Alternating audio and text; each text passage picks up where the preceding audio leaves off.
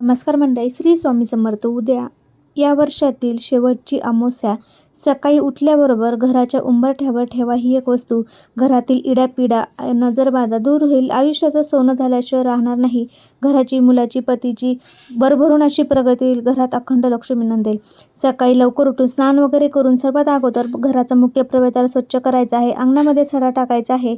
मुख्य प्रवेशद्वारावर आंब्याचं तोरण लावून मुख्य प्रवेशद्वार आपल्याला स्वच्छ करून आपल्या उंबरठ्यावर हळदीचं लेपन हे करायचं आहे. हळद घ्या, त्यामध्ये गंगाजल किंवा गुलाबजल टाकून हळदीचं लेपन करा. त्यानंतर कुंकवाने मधोमध आपल्याला स्वास्तिक काढायचं आहे. दरवाजावर स्वास्तिक काढा. लक्ष्मीचे पावलं कुंकवाने काढणं शक्य नसेल तर तुम्ही लाल रांगोळीने आपल्याला आहे तर ते पावलं काढून घ्यायचे आहे. त्यानंतर मातीची पंती घ्या, त्यामध्ये तिळाचं तेल टाकून डबल वात टाकून हा दिवा उजव्या हाताला आपल्याला घराच्या प्रवेशद्वाराच्या आतल्या साईडने प्रज्वलित करायचा आहे. अशाने माता लक्ष्मी घराकडे आकर्षित होईल आणि घरामध्ये कायम लक्ष्मी स्थिर राहील.